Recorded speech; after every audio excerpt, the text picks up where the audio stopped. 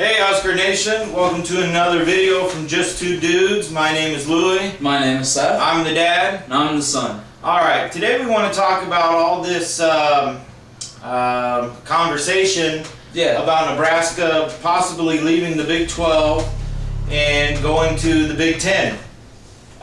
Personally, I think Nebraska's made a lot of progress in Texas. We're getting closer to competing with the Texas schools. When the Big 12 first started, there's no doubt Nebraska was not only on top of the Big 12, but on top of college football. Right. And we started getting smacked around by Texas. And so next thing you know, we're making more of an emphasis to go and recruit in Texas, and we've had some success. Yeah, we've gotten some players, nowhere near the amount Texas gets every year, and even Texas A&M, Texas Tech, Oklahoma sneaks in there. Right. The Big 12 South dominates Texas. The Big 12 rosters are flooded with athletes from Texas. So my concern with going to the Big 10 would be if we go and join the Big 10, and let's say Ohio State and Michigan start doing to us what Texas did to us when the Big 12 first started. Then do we have to go and try and recruit Ohio and Michigan to compete with those teams? Because people say Texas football players go all over the country. Well, they do, but the Ohio State roster only has 2 people from Texas. Right. And Michigan's roster only has 4 people from Texas. Their rosters are flooded with kids from Michigan and Ohio. If we did move to the Big 10, we would have to find a way every single year to get a lot of kids from Michigan. We'd have to get kids from Ohio. Yeah. Then New Jersey comes into the picture. Pennsylvania. Pennsylvania. Penn State dominates Pennsylvania and New Jersey. And New York. And New York too. So we'd have to do all that. And to me, that seems a lot harder to do than to get players out of Texas, because Texas, just 2 or 3 states down.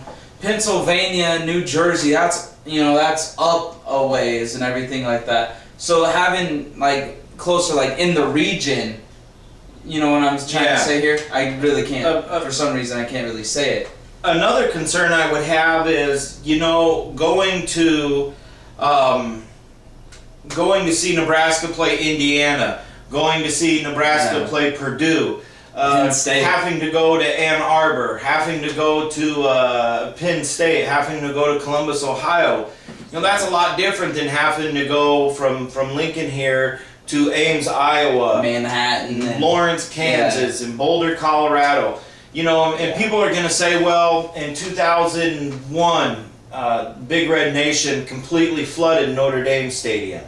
Right. Well, that was the only game all year to get up for to go travel to. Yeah. So a lot of people went to that. I really doubt if fans are going to want to make trips every year to Columbus, Ohio, and Michigan, and East Lansing, Michigan, to Champaign, Illinois. And one thing is with the way the economy is right now, maybe even if they wanted to, they might not be able to afford all the extra mileage they'd have to travel. Well, that's a good point. And speaking of the economy, I know one of the reasons that Nebraska would be enticed to join the Big Ten is right now the Big Ten is generating serious cash flow. The Big Ten has their own network. They get to control what games are on there. And that's everything from baseball, softball, volleyball, women's gymnastics. You name it. The Big Ten has got a network to cover it. And in that region is so massively populated in those states, they have a lot of viewers.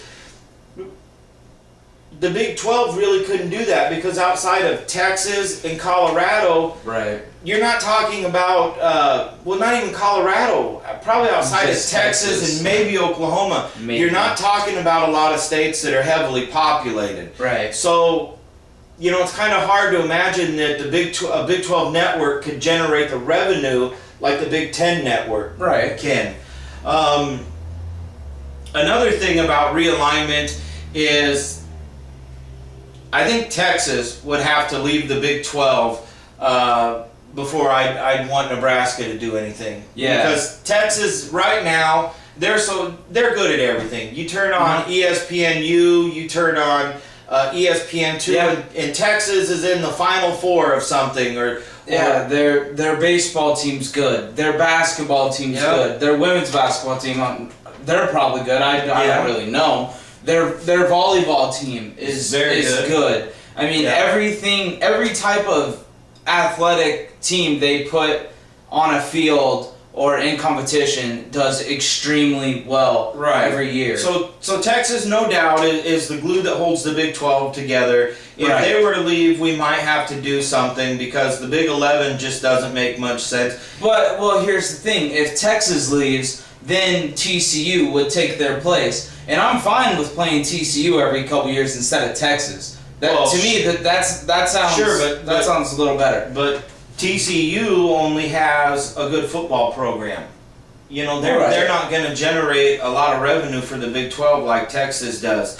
But for me personally, I don't care about a whole lot of other sports here at Nebraska. I know. I mean, but so when you're talking if Texas leaves the Big 12, then all we kind of have to worry about is Oklahoma on a year in and year out basis as far as like perennial powers. But you would have a watered down power conference. Well, if Texas were to leave, if true. Oklahoma were to leave, I think after Texas and Oklahoma, we're probably the third best overall athletic program outside of those two schools. Yes, I'd have to. But I don't think the Big 12 could handle Oklahoma or Texas leaving. No. They could probably handle Nebraska leaving a little bit better than some other schools.